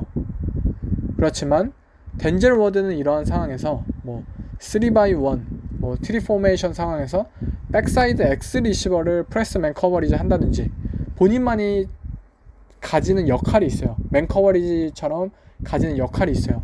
이 LA 램스에서의 젤런 램지처럼 겉으로 보기에는 그 팀과 이 선수의 색깔이 달라져 보이지만 그 속을 들여다보면 좋은 궁합을 유지하고 있는 선수와 팀이라고 볼 수 있습니다. 이 덴젤 워드는 상대 넘버원 리시버를 자신있게 프레스 커버리지 할 수 있는 선수이고 좋은 볼 스킬을 가졌고 빠른 스피드까지 겸비한 선수예요. 이를 통해 리시버의 릴리즈에 뒤처지더라도 라우트를 금방 따라잡을 수 있고 또 공을 언더컷 해내어서 쳐내는 것은 이 선수의 주특기입니다. 이처럼 빠른 스피드와 손 스킬을 통해 이 선수는 성급하지 않은 신중한 플레이를 펼칠 수 있기 때문에 리시버의 입장에서는 상대하기 굉장히 까다로운 코너백이고요. 먼저 패를 보여주면 그는 뛰어난 손 스킬을 통해 본인을 방해하고 또 제쳤다라고 생각하더라도 금방 복구를 해내는 리커버리 능력을 가졌고 또 공을 쳐낼 수 있는 그런 볼 스킬 능력도 가졌기 때문에 상대하기 굉장히 힘든 유형의 코너백입니다. 하지만 워드는 분명히 치명적인 단점을 가진 선수이기도 해요. 그 단점은 무엇이냐? 바로 50-50 볼에 약하다는 점이에요. 만약 상대 넘버원 리시버 디반테 아담스나 저스틴 제퍼슨이나 이런 리시버들과 매치업이 되더라도 이 인브레이킹 라우트 상황에서 이 덴젤 워드는 리시버를 압도할 수 있는 선수예요. 그런데 오로지 직선의 고라우트 상황, 자말 체이스나 훌리오 존스나 이러한 고라우트 상황, 직선적인 버티컬 라우트 상황에서 그는 리시버들에게 종종 캐치를 내주기도 합니다. 그 이유는 덴젤 워드는 분명히 볼 추적에 있어서 단점을 가졌기 때문입니다. 이 볼 플레이스먼트, 예측 능력에 있어서 능하지 못하고 또 본인이 달리고 있을 때 리시버와 라우트에 대응하고 있을 때 쿼터백을 돌아보는 것을 잘 하지 못해요. 이 일반적인 고라우트 상황에서 코너백은 쿼터백이 언제 공을 던졌는지 그리고 공이 언제쯤 리시버에게 도착할지쯤을 예측해내고 포착해내야 합니다. 그러기 위해서는 고개를 돌려서 쿼터백을 바라보기도 하고 또 이 돌아봤기 때문에 발생한 세퍼레이션은 본인의 스피드나 본인의 테크닉, 스킬 등을 통해서 극복해내야 하고요. 덴젤 워드는 분명 좋은 스킬과 피지컬을 가졌지만 리시버만 쫓을 수 있지 쿼터백을 쫓으려고 하진 않아요. 아까 말했던 트레반 딕스와는 굉장히 다른 유형의 코너백이죠. 일반적인 경합 상황에서 리시버들 또한 쿼터백을 돌아보고 코너백은 리시버가 돌아봤기 때문에 어느 정도 공이 도착했음을 예측하고 이러한 능력을 가져야 돼요. 이러한 것을 포착을 해서 타이밍을 방해해내야 합니다. 하지만 리그의 정상급 엘리트 리시버들이 잘하는 것은 패스가 도착할 때까지 거의 돌아보지 않아요. 최대한 늦게 돌아볼 수 있는 능력을 가졌기 때문에 이들을 상대로 뒤늦게 반응하는 것은 쉽지 않습니다. 결국 겉으로는 이 코너백이 리시버를 잘 따라다녀요. 좋은 커버리지를 보이는 것처럼 보이지만 그 캐치를 결국 허용해 낸다면 이것은 사실상 무의미합니다. 덴젤 워드는 앞으로 이 능력을 길러야만 리그 최고의 락다운 코너백으로 불릴 수 있을 것 같아요. 덴젤 워드는 많은 기대를 모았고 조금 부족했지만 브라운스는 아직도 많은 기대를 가지고 있음을 이번 계약을 통해서 확인할 수 있었어요. 그가 리그 최고의 연봉을 받는 코너백이 된 만큼 올 시즌 더욱 발전하면서 뛰어난 모습을 보여주어야만 합니다. 슈퍼볼을 위해 많은 것을 포기한 브라운스, 이들에게 있어서 덴젤 워드는 작년 젤런 램지처럼 어마어마한 존재감을 보여주어야만 합니다. 그는 분명히 잠재력은 가지고 있습니다. 과연 매년 따라다니는 그의 아쉬움을 올 시즌 날려보낼 수 있을지, 그리고 브라운스의 슈퍼볼에 공헌할 수 있을지 올 시즌 지켜봤으면 하네요. Playing defensive back, you can never really play strictly one technique all game. Here and there, you can maybe get away with it, but it's very rare. So you have to have a toolbox that is, full of tools, all type of tools you can use. 다음 전체 5위의 코너백은 바로 마이애미 돌핀스의 코너백이죠. 자비엔 하워드입니다. 지난 2년간 15개의 인터셉션을 기록한 하워드. 그는 2020년 10개의 인터셉션을 기록하면서 리그 최고의 보로크로서 명성을 알리게 되었는데요. 브라이언 플로레스 감독이 이끌었던 돌핀스 팀에 있어서 가장 핵심적인 선수는 쿼터백도 리시버도 엣지러셔도 아닌 코너백인 하워드였습니다. 그는 돌핀스를 이끌었고 돌핀스는 이에 따라 리빌딩 팀에서 빠르게 성장할 수 있었습니다. 5년간 $90밀리언라는 거대 계약까지 체결하면서 하워드는 팀 내 핵심 선수가 되었고 그는 올해도 새로운 감독하에 돌핀스 팀에서 디펜스를 이끌어낼 것으로 기대가 되는데요. 자비엔 하워드는 진정한 섀도우가 가능한 프레스 맨 커버리지 유형의 코너백입니다. 그는 리그에서 몇 안 되는 특정 리시버를 따라다니면서 아웃사이드든 슬래시든 필드 모든 곳을 오가며 마킹할 수 있는 능력을 가지고 있습니다.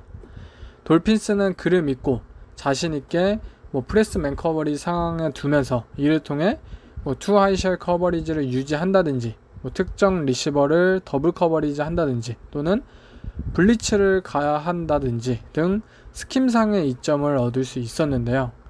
이 프레스맨에서 시작하는 하워드는 뛰어난 손 스킬을 선보입니다.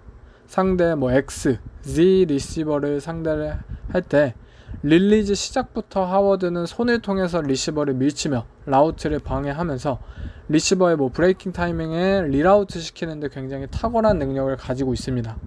그렇기 때문에 리시버의 호흡과 타이밍을 망치며 쿼터백과 리시버가 타이밍상 하나가 되어야 하는 이 프레스 패스 상황에서 플레이를 방어해내는 능력을 보여주고 있습니다. 또한 그의 가장 큰 강점은 역시 인터셉션 능력입니다. 볼 호크 코너백이라고 부를 수 있듯이 그는 인터셉션 시즌 리더를 2번이나 기록하였고 건강만 하다면 매년 인터셉션 리더를 기록할 수 있는 선수 중 한 명이에요. 하워드의 이러한 결과는 그의 능력과 관계가 있다고 생각을 하는데요. 하워드는 단순히 이 프레스 맨 커버리지 셋에서만 뛰어난 선수가 아니에요. 그는 이 오프 커버리지, 존 커버리지 상황 속에서도 뛰어난데 그 이유는 그가 볼을 추적하는 데 있어서 너무 뛰어난 선수이기 때문입니다. 이 본능적인 능력과 필름 스터디를 통해서 하워드는 볼 플레이스먼트, 볼 추적 능력에 있어서 굉장히 능하고 어떠한 타이밍의 라우트가 진행될지 스로잉이 어디로 향할지 등을 간파하여 공을 빼앗아 오는데 특수한 능력을 가졌고 쿼터백 입장에서 생각을 한다면 이 자비엔 하워드를 상대로 공을 던지기는 굉장히 힘듭니다. 이 돌핀스가 작년 시즌, 재작년 시즌 이 제로 블리츠를 많이 사용하는 팀으로 굉장히 유명해졌잖아요. 사실상 이들의 제로 블리츠 상황의 커버리지는 맨 커버리지가 아니에요. 제로 블리츠, 즉 후방에 세이프티가 한 명도 없는 맨 커버리지 리시버와 코너백이 뭐 세컨더리가 온전히 1대1이 벌어지는 상황이 펼쳐지기 때문에 이것은 맨 커버리지라고 많이들 오해를 할 수 있지만 돌핀스의 제로 블리츠는 존 커버리지입니다. 4명의 세컨더리 선수를 뒤로 빼서 존 타입의 커버리지를 펼치는데 그 이유는 이들이 모두 뛰어난 공간 인지 능력 및 상황 판단 능력들을 가졌기 때문입니다. 그리고 그 중심에는 자비앤 하워드라는 코너백이 있고요. 하워드는 이 선수는 분명히 뭐 스피드가 뛰어난 선수는 아닙니다. 돌핀스는 이 선수를 뭐 피지컬이 큰 리시버에 마킹하기보다는 민첩함을 가진 비슷한 유형의 피지컬을 가진 리시버를 상대로 마킹을 시키는데 때로는 이 선수들에게 뭐 수직 스피드가 부족한 모습을 보이기도 하고 또 뭐 클로싱 오버라우트를 커버할 때는 특히 수평 스피드에서 부족한 모습을 많이 보이기도 합니다. 하지만 그는 스피드가 뒤처져도 당황을 하지 않아요. 왜냐? 결국 중요한 것은 스피드가 아니지 결국 캐치이기 때문에 쿼터백이 공을 던져서 리시버가 잡는 그 순간까지 플레이는 끝난 게 아니에요. 비록 뭐 세퍼레이션이 벌려지고 본인이 뒤처질 수 있지만 그것은 아직 플레이가 진행되고 있는 상황이잖아요. 자비앤 하워드는 여기서 본인의 볼 추적 능력을 통해 상대 쿼터백이 던진 공을 포착해내고 이를 쳐내거나 빼앗아 올 수 있는 선수입니다. 스피드는 뒤처졌지만 뭐 과감하게 언더컷을 해내서 공을 빼앗아 오거나 상대의 라우트 컨셉을 예상해서 미리 공이 올 것으로 대기한다든지 뛰어난 볼 포착 능력을 계속해서 보여주고 있는 선수입니다. 이는 단순히 뛰어난 손스킬, 뭐 본능에 기인한 것은 아니라고 생각을 해요. 상대 쿼터백과 리시버를 완벽히 분석해내고 이들의 패턴을 연구하고 대응할 수 있는 대단한 양의 필름 스터디가 있기에 가능하다고 생각이 듭니다. 물론 자비앤 하워드 또한 완벽한 선수는 아니에요. 그는 슬랏 리시버를 프레스맨 커버리지 할 때 종종 좀 심하게 뒤처지는 모습을 자주 보여요. 라인에 딱 붙어서 시작부터 팔을 뻗는 게 상대에게 있어서 손스킬을 보일 수 없는 그러한 능력이 불가능한 라인과 떨어져 있는 슬랏 리시버는 자비앤 하워드에게 있어서 어려운 상대입니다. 더욱이 민첩하고 릴리즈에서 빠르게 스피드를 낼 수 있는 타입의 리시버를 자비앤 하워드는 고전하는 모습을 여러 번 보이고 있어요. 또한 가끔은 플레이를 좀 쉽게 빨리 포기한다는 느낌이 들기도 하고 또 스크린 상황에서의 뭐 태클링 능력 등 부족한 모습을 보이기도 합니다. 하지만 하워드는 다른 방면에서 너무나도 많은 강점을 가진 선수예요. 그리고 이 강점들은 그를 리그 최고의 맨 커버리지 코너백으로 만들어주기도 하였고요. 과연 그가 올해도 인터셉션 리더에 오를 수 있을지 그리고 새로운 돌핀스가 뭐 과연 플레이오프에 진출할 수 있을지 올 시즌 활약을 한번 기대해봐도 좋을 것 같습니다. 다음 전체 4위의 코너백은 바로 애틀란타 팔콘스의 코너백이죠. AJ 터렐입니다. 불과 2년차 만에 올 프로 코너백이 된 AJ 터렐. 만약 팀 상황만 좋았더라면 올 프로 세컨드가 아닌 퍼스트 코너백이었다고 생각할 정도로 올 시즌 터렐은 압도적인 코너백의 모습을 보여주었습니다. 이 드래프트 당시에 무조건 코너백으로서 스타로 성장할 거라 기대를 모았던 동기인 CJ 핸더슨이 잭슨빌에서 1년 만에 팀을 나오게 된 것과는 달리 당시 포지션 니즈에 따른 리치픽이 아니냐라는 의문을 모았던 AJ 터렐은 올 프로 코너백으로 성장을 했습니다. 그만큼 드래프트는 어렵고 드래프트는 어떠한 결과로도 이어질 수 있을 수 있다라는 것을 또 한 번 보여주기도 한 사례이기도 한데요. 어쨌든 AJ 터렐은 앞으로 이 팔콘스 디펜스 그리고 팔콘스 팀에 있어서 굉장히 핵심 선수라고 부를 수가 있습니다. 이 풀 리빌딩을 선언한 팔콘스이기 때문에 결국 코어 선수가 어느 정도 필요한 것은 사실이에요. 그리고 이 젊고 유망한 코어 선수에 있어서 AJ 터렐은 그 중심에 있다고 생각이 들고 앞으로 이 팔콘스라는 팀을 이끌어내는 역할을 하지 않을까 싶습니다. AJ 터렐의 2년차 시즌 불과 2년차예요. 작년 시즌이. 이제 3년차에 접어드는 코너백. 근데 저는 감히 이 선수는 완성적인 코너백이라고 부르고 싶어요. 이 선수의 신중함과 노련미는 2년차답지 않은 베테랑 이상의 모습이었고, 이 팀 상황이 좋지 못했던 팔콘스라는 팀 환경을 감안한다면 AJ 터렐은 우리의 생각보다 훨씬 훌륭한 선수입니다. 그리고 이 선수의 훌륭함에는 저는 핏에 있다고 생각을 해요.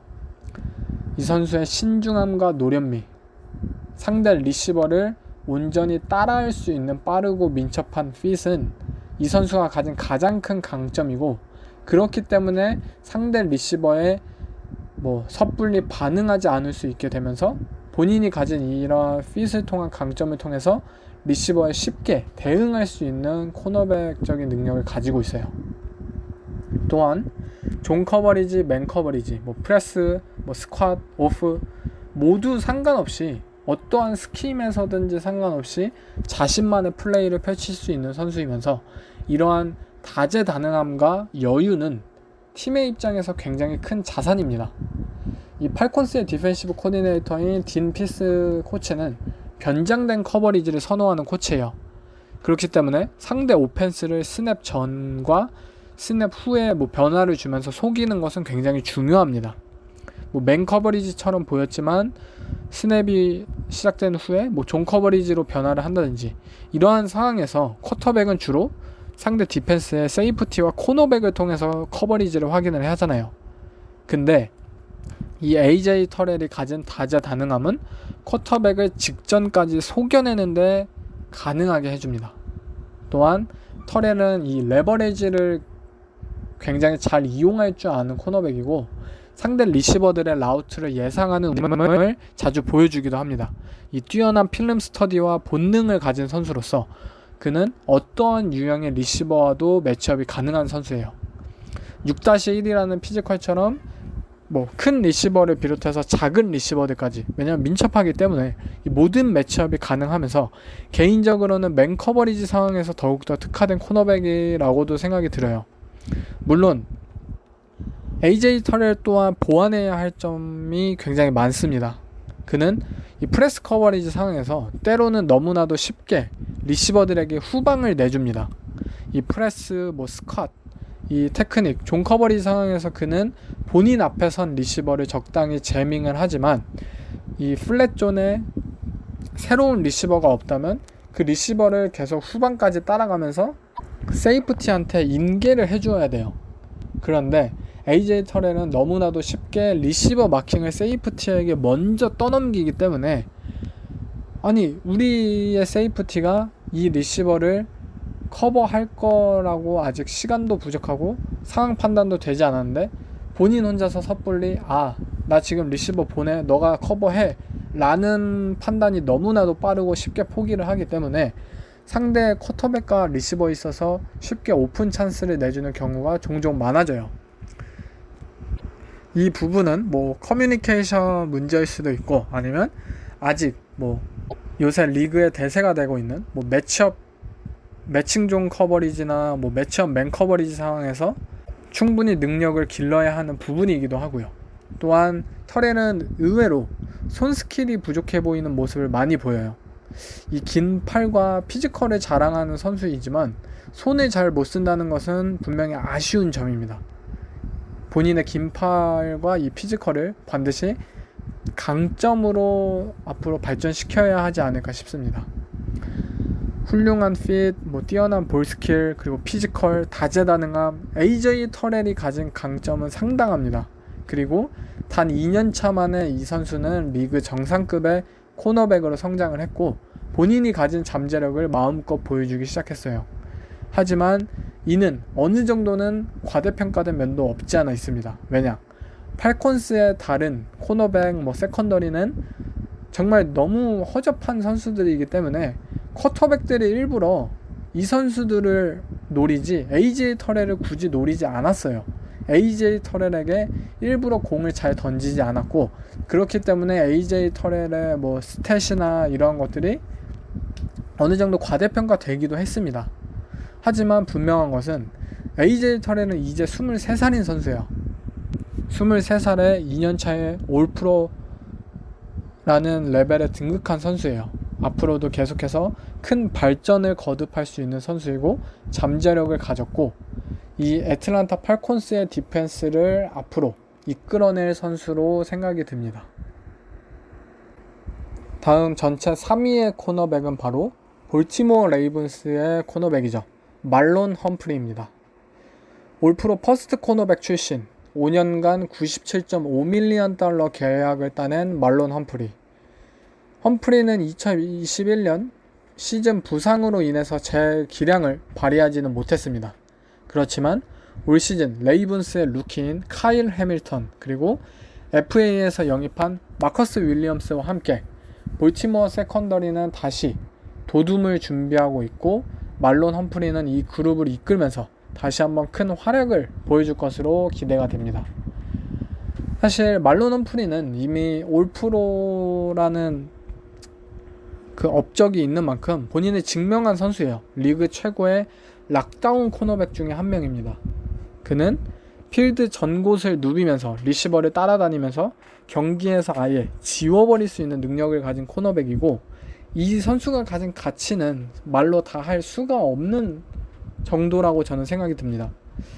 이 말론 험프리는 여타 다른 코너백들처럼 프레스 맨 커버리지를 즐겨 사용하는 코너백이고 이 볼티모어 디펜스의 팀 컬러가 뭡니까 여러분? 터프하고 강인하고 공격적인 그런 플레이 스타일이잖아요. 말론 험프리는 이 볼티모어의 팀 컬러에 어울리는 그러한 플레이 스타일을 가지고 있고 라인 선상에서부터 시작해서 리시버와 경합을 하고 리시버를 밀치며 거칠게 몰아붙이기를 좋아하는 선수이고 또 손싸움에서도 굉장히 큰 강점을 가지고 있어서 이 선수가 가진 마인드셋과 팀 컬러와 플레이 스타일은 더욱더 효과적으로 상호작용을 할 수 있었습니다. 일반적으로 코너백이 리시버보다 먼저 빠르게 손을 뻗는다는 행위는 패를 먼저 보임과 동시에 본인의 밸런스가 무너질 수 있는 위험한 행위이기도 해요. 그렇기 때문에 웬만한 자신감과 스킬, 테크닉을 보유한 선수가 아니라면은 성공을 하는 것은 상당히 위험합니다. 그런데 말론 험프리는 본인의 폼을 쉽게 리커버리할 수 있는 빠른 스피드와 민첩성을 가졌기 때문에 이러한 도박을 충분히 할 수 있는 것이고 그의 이러한 자신감과 공격성은 단순한 객기가 아니라는 것입니다. 말론 험프리는 또한 6-0이라는 좋은 피지컬을 가지기도 했고 어떠한 리시버의 유형과도 매치업이 가능합니다. 그는 큰 타입의 리시버, 타이트 엔드들과도 매치업이 충분히 가능하고 또 민첩한 타입의 리시버들과도 매치업이 가능합니다. 그의 가장 큰 무기는 저는 밸런스라고 생각이 드는데 어떠한 리시버와도 충분히 매치업이 가능한 스피드를 가졌고 좋은 핏을 가졌어요. 그렇게 스피드나 라우트 중심의 대결에서도 자신있게 매치업이 가능하고 또 좋은 피지컬과 좋은 손 스킬을 가졌기 때문에 피지컬이 큰 리시버와도 대결이 가능하고 또 상대 리시버의 밸런스와 리듬을 무너뜨릴 수 있는 능력도 가졌고 즉 본인의 밸런스 자체가 굉장히 좋은 코너백이라고 생각을 하시면 좋을 것 같아요. 거기에 더해서 이 말론 험프리는 볼티모어 레이븐스 디펜스의 변화무쌍한 그런 특성처럼 본인 또한 다재다능함을 지니고 있습니다. 니켈 라인베커, 슬락 코너백, 아웃사이드 코너백 다양한 역할이 가능한 선수이고 최근에는 또 블리츠 코너백으로서도 그간 좋은 활약을 보여주기도 했습니다. 그리고 이 선수의 2020년 시즌 펌블 유발 개수가 8개, 공격적인 태클링 능력까지 겸비한 코너백입니다.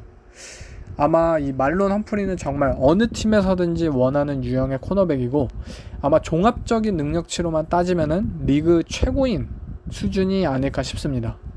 하지만 험프리는 반면에 굉장히 치명적인 단점 또한 가지고 있습니다. 그것은 바로 그의 볼 추적 능력인데요. 사실 이 약점은 쇼패스 상황에서는 잘 드러나지가 않아요. 왜냐면 모든 것이 빠르게 진행이 되고 리시버와 쿼터백을 동시에 시야로 확인할 수 있을 때는 문제가 아닙니다. 문제는 바로 이 딥패스, 딥볼 상황에서의 문제가 발생을 하는데 리시버와 코너백이 1대1로 딥볼 경합이 이루어질 때 결국 이들에게 있어서 가장 중요한 것은 언제쯤 패스가 도착을 하느냐예요. 볼 추적에 능한 리시버들은 일부러 최대한 공을 보려고 고개를 돌리지 않기 때문에 본인들이 고개를 돌린다는 것은 코너백들에게도 시간과 여유를 주는 것이고 공 도착을 어느 정도 암시를 합니다. 그렇기에 리시버들은 최대한 공을 잘 돌아보지 않고 코너백들은 리시버를 보면서 언제쯤 이 선수가 공을 돌아봐야 하고 나는 언제쯤 공을 돌아봐야 할까, 이러한 것을 판단하는 것은 굉장히 중요한 스킬입니다. 문제는 말론 험프리는 이 능력에서 상당히 부족해 보여. 그냥 부족한 것도 아니고 상당히요. 이 선수는 리시버를 쫓는 것은 굉장히 잘해요. 하지만 결국 공을 예측해내지 못하고 뒷볼을 리시버에게 허용하는 경우가 굉장히 잦습니다. 아무리 리시버를 껌딱지처럼 쫓아다녀도 결국 캐치를 내주면은 의미가 없는 행위잖아요. 험프리의 이 인터셉션 개수가 적은 이유는 저는 여기에서 이어진다고 생각을 해요. 이 선수는 쉽게 공을 예측해내지 못합니다. 험프리에게 있어서 중요한 것은 이 볼 추적 능력을 길러내거나 또는 리시버의 행위를 포착해서 결국 캐치를 방해하는 것이 아닐까 싶어요. 사실 험프리의 데뷔 이후부터 계속해서 따라다니는 단점이었고 이 단점은 아직까지도 잘 고쳐지지 않고 있어요. 그는 고개를 돌리지 않은 채 리시버를 쫓아다닐 뿐 공이 오지도 않는데 캐치를 방해하다가 DPI를 당한다는 등 21년 시즌에서도 이러한 문제점들을 계속해서 보여주고 있습니다. 결국 본인 스스로의 단점을 고칠 수 없다면 다른 방향으로 이를 극복해내야 한다고 생각이 들어요. 수많은 필름 스터디를 통해서 상대 쿼터백과 리시버의 패스 그리고 캐치 타이밍을 예상해내거나 또는 리시버의 미묘한 캐치 전상의 습관 같은 것들을 파악해서 이 단점을 극복해내야 한다고 생각이 들어요. 말론 험프리는 분명 정말 매력적인 선수입니다. 치명적인 단점 하나가 있긴 하지만 그럼에도 불구하고 그는 올프로 퍼스트에 들었던 선수인 만큼 특별한 선수이자 다른 방면으로 훌륭한 탤런트를 가진 코너백입니다. 올해 재구성된 이 볼티모어 세컨더리와 함께 건강을 회복한 모습에서 이 험프리는 다시 한번 올프로를 노려보지 않을까. 올 시즌이 정말 기대되는 말론 험프리의 시즌이네요. 다음 전체 2위의 코너백은 바로 그린베이 패커스의 코너백이죠. 자이어 알렉산더입니다. 리그 최고의 코너백 중 하나로 성장한 알렉산더.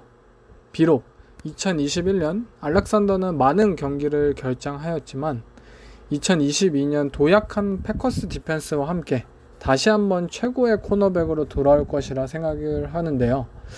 현재 알렉산더는 리그 최고의 세컨더리 팀이 된 패커스의 중심이고 어떠한 리시버가 오든 그 리시버를 경기에서 지워버릴 수 있는 능력을 가진 선수입니다. 사실 알렉산더는 굉장히 설명하기 힘든 코너백이라고 생각을 합니다. 이 선수는 많은 인터셉션을 기록하는 선수는 아니에요. 그리고 올프로 세컨드 시즌에 들었던 2020년 단 하나의 인터셉션만을 기록을 했고 다른 올프로 코너백들과 비교를 하자면 이 스탯상으로 드러나는 수치는 사실 보잘것없는 선수입니다. 그러나 알렉산더는 스탯으로 설명할 수 있는 선수가 아닙니다. 한마디로 알렉산더는 쿼터백들이 가장 두려워하는 코너백이에요. 흔히 말하는 코너백이 경기에서 안 보인다면 좋은 뜻이다 라는 문장들이 있잖아요. 이것처럼 조용히 본인의 리시버를 지워버리고 상대 쿼터백이 본인 쪽으로 공을 아예 던지지 않게 만드는 유형의 코너백입니다. 그에 따라서 알렉산더에게 타겟이 되는 횟수는 다른 코너백에 비해 굉장히 적고 그만큼 하이라이트나 그런 주목을 받지 못한다고 저는 생각을 합니다. 그렇다면 왜 쿼터백들은 자이어 알렉산더를 타겟으로 삼지 않는 것일까요? 첫 번째로 알렉산더는 쿼터백이 가장 싫어하는 유형 중에 한 명인 코너백입니다. 상대 리시버를 껌딱지처럼 따라다니면서 그의 모든 행동들을 진짜 거울처럼 반사하는, 따라하는 타입의 코너백으로서 쿼터백의 입장에서는 언제든 리시버가 다친 것처럼 보여요. 이 뭐 엔티시페이션 그러한 것을 기반으로 한 패스가 아니라면은 결국 쿼터백도 리시버의 세퍼레이션을 판단을 하고 공을 던져야 하는데, 자이언 알렉산더는 시종일관 리시버의 옆에 붙어있기 때문에 이 리시버는 또 닫혀있네, 아예 패스 시도 자체를 안 하는 거예요. 좀처럼 이 세퍼레이션을 벌리기 힘든 유형의 코너백이며 쿼터백 입장에서는 확실한 타겟으로서 선정하기가 힘들어지는 것이에요. 또한 자이언 알렉산더의 가장 큰 강점은 바로 이 필드 스캔 능력입니다. 그는 뭐 이 셔플 스텝으로 찬찬히 뭐 페달링을 하면서 쿼터백의 눈을 시종일관 주시하면서 오펜스의 라우트 컨셉을 예측해냅니다. 존 커버리지 상황에서 코너백을 미끼로 삼기 위해서 뭐 이 플랫 그리고 코너 라우트 컨셉을 오펜스가 선보인다고 가정을 해봐요. 알렉산더는 첫 코너 라우트 리시버를 마킹하면서 절대 눈을 쿼터백으로부터 돌리지 않습니다. 끝까지 상대 오펜스의 의도를 파악하면서 결국 이 코너 라우트는 미끼이고 쿼터백이 던지기 원하는 것은 이 플랫 라우트 리시버이다. 그러면 알렉산더는 유유히 이것을 파악해내면서 곧바로 플랫을 커버하러 갑니다. 이러한 테크닉과 그리고 팀 동료와의 커뮤니케이션 능력이 리그에서 가장 뛰어나다고 표현하고 싶을 정도로 이 자이언 알렉산더는 완성도를 가지고 있어요. 결국 뭐 다른 맨 커버리지 타입의 리시버들처럼 특정 리시버를 섀도우하거나 이러지는 않고, 알렉산더는 본인만의 레프트 사이드에 주로 군림을 하고 있죠. 본인만의 아일랜드를 세움으로써 상대 쿼터백으로부터 한쪽 필드를 봉인해 놓는 효과를 얻는 거예요. 필드의 한쪽을 아예 없애버린다는 거죠. 결국 쿼터백이 활용할 수 있는 공간이 적어지는 거고요. 이러한 능력에 있어서 저는 가장 큰 원동력은 바로 알렉산더의 풋워크에 있다고 생각이 들어요. 알렉산더의 풋은 이 코너백 중 최고일 정도로 유연하고 민첩하고 셔플, 백페달링, 자유자재로 본인의 테크닉을 오갈 수 있는 리시버를 커버할 수 있는 능력을 가지고 있습니다. 이러한 유연성과 시야를 통해서 그는 쿼터백의 의도를 쫓으며 필드 온 곳을 커버해내는데요. 패커스의 디펜스는 이 조 베리 디펜시브 코디네이터가 부임한 이후 빅 판지오, 브랜든 스테인리 스타일의 매치업 커버리지를 추구하는 디펜스예요. 이 말은 즉 각 코너백들이 정해진 리시버가 아닌 플레이가 펼쳐지면서 리시버가 본인에게 오는 리시버를 커버한다든지 이러한 상황에서는 커뮤니케이션과 각 선수들의 상황 판단 능력이 굉장히 중요합니다. 알렉산더가 가진 이 능력은 패컨스 세컨더리를 한 단계 도약시켜 주었고, 쿼터백들은 이를 존중하면서 이 알렉산더라는 선수에게 공을 아예 던지지 않게 된다는 거예요. 물론 이 알렉산더 또한 보완해야 할 점은 분명히 있습니다. 손 스킬이 부족하고 또 리시버와의 50-50 볼, 50대 50 볼 경쟁에서 그는 취약하기도 합니다. 먼저 이 손싸움을 잘 이겨내지 못한다는 점인데, 팔이 긴 리시버를 상대로 이 선수 알렉산더는 캐치 타이밍 이전에 결국 리시버가 밀치는 그러한 팔싸움에 밀려서 세퍼레이션을 내주는 경우가 있어요.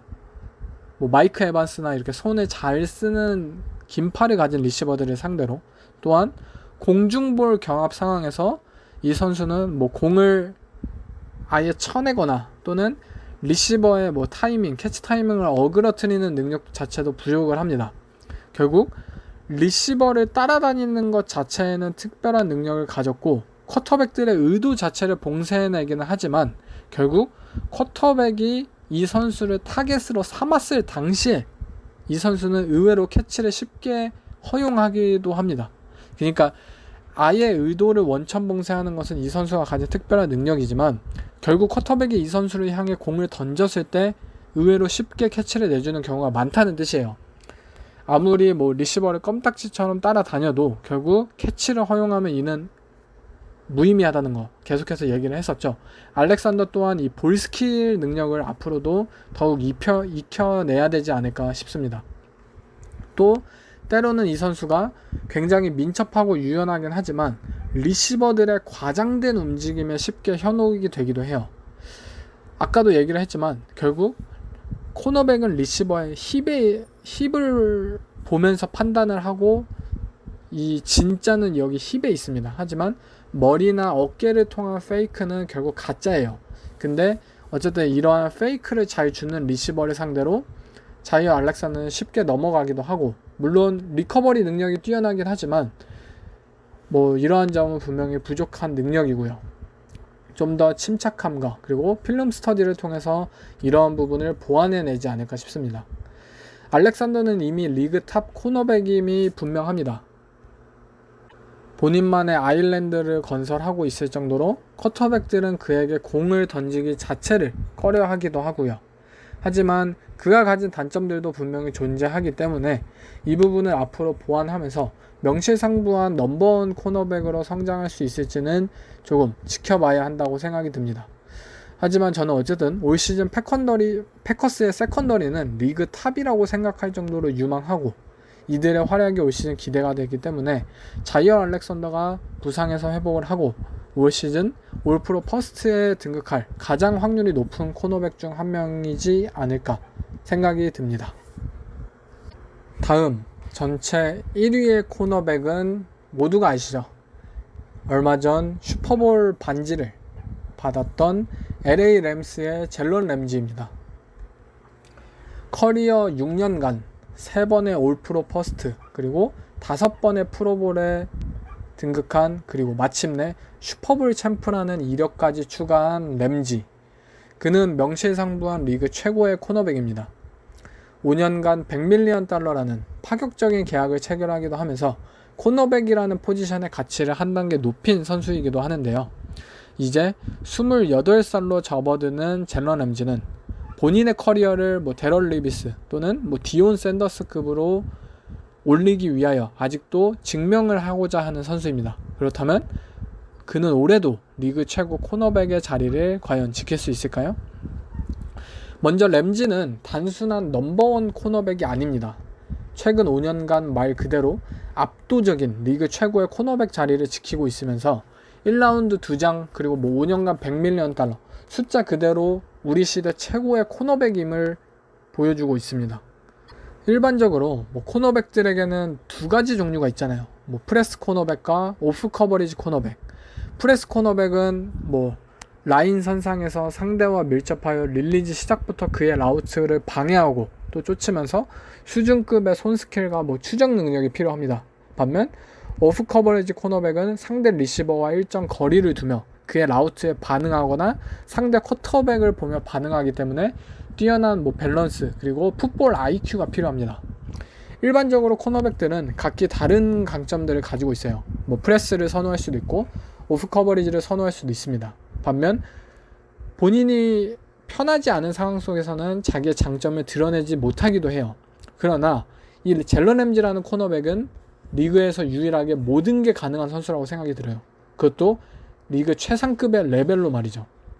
이 선수는 프레스, 오프, 존, 맨 어떠한 상황에서 특히 모든 레버리지 상황 속에서도 자신만의 플레이를 펼칠 수 있는 리그의 유일한 코너백이며, 상대 넘버원 리시버가 X에 있을 때는 램지는 자신있게 바운더리 코너백으로서 프레스 포지션에서 상대 코너백에게 눈길조차 안 주게 만들 수 있으면서 한쪽을 커버하는 코너백으로서 어떠한 상대가 오든 오프 커버리지 포지션에서 오펜스의 라우트 컨셉을 간파해서 쿼터백의 의도를 차단할 수 있는 아일랜드를 만들 수 있는 코너백이기도 해요.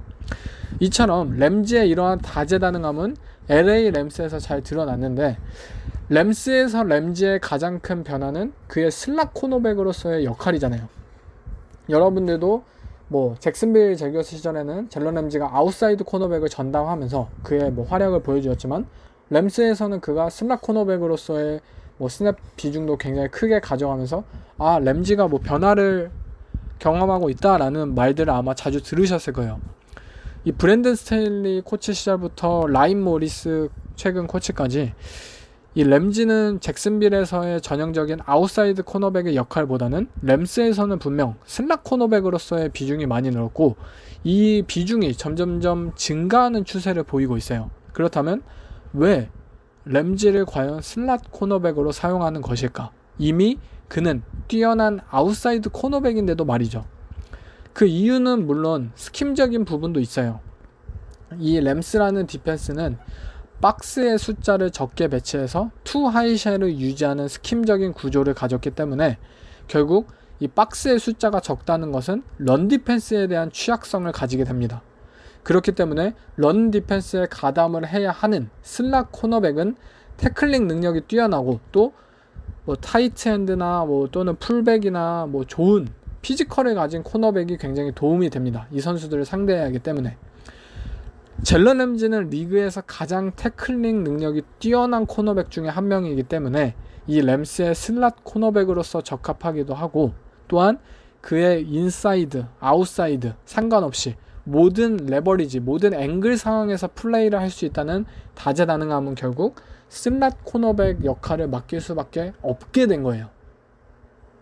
지금 리그는 뭐 쿠퍼컵, 디반테 아담스를 비롯해서 넘버원 리시버들을 슬롯 리시버로 배치를 하면서 디펜스 상의 미스매치업을 유도를 하면서 계속해서 많은 성공을 거두고 있습니다. 상황에 따라서 넘버원 코너백을 슬롯에 배치함으로써 상대 오펜스가 노리는 것을 방어해낼 수 있다면 이는 팀에 있어서 굉장히 큰 자산이 됩니다. LA 램스는 그렇게 램지를 자유자재로 슬롯 코너백으로서도 활용을 하는 것이며, 램지는 이러한 역할을 코너백 중 그 누구보다 잘 해내고 있는 것이고요. 저는 램지는 굉장히 신중한 코너백이라고 생각을 해요. 램지는 섣불리 손을 뻗지 않고 먼저 상대에 앞서 반응을 하지는 않아요. 리시버의 힙을 끝까지 보며 신중하게 반응을 하고, 그 상황 속에서 리시버의 라우트 브레이크 타이밍과 쿼터백의 스로잉 타이밍에 맞춰서 그 타이밍에 맞춰서 공격적으로 움직이는 코너백이에요. 처음부터 공격적인 것이 아닌. 그렇기에 상대 리시버에게 있어서 잘 속지 않는 것이고, 또 먼저 본인의 패를 보여주지 않는 특성 때문에 리시버와 쿼터백의 입장에서 공략해내기 정말 힘든 선수입니다. 자신의 패를 절대 보여주지 않고 내 패를 먼저 보여주어야만 반응을 하는 상대는 풋볼이든 포커든 굉장히 어려운 상대잖아요. 이 신중함이라는 특성을 가진 선수이기 때문에 리시버가 만약 먼저 빠르게 치고 나가면 되는 거 아니냐, 그러면 뒤처지는 거 아니냐 라고 생각을 하겠지만, 젤런 램지는 축복받은 피지컬을 가진 선수입니다. 특히 긴 팔을 이용하는 데 있어서 뛰어난데, 만약 리시버가 램지를 제친다면 램지는 리시버를 따돌릴 만한 스피드를 가지진 않았어요. 덩치가 큰 선수인 만큼 굉장히 빠른 스피드는 가지지 않았지만, 그렇게 따라가면서 클로징 스피드를 어느 정도 가짐으로써 그의 주특기인 팔을 통해서 상대의 팔에 걸면서 상대 리시버의 속도를 제어하고 뛰어난 손 스킬을 가졌습니다.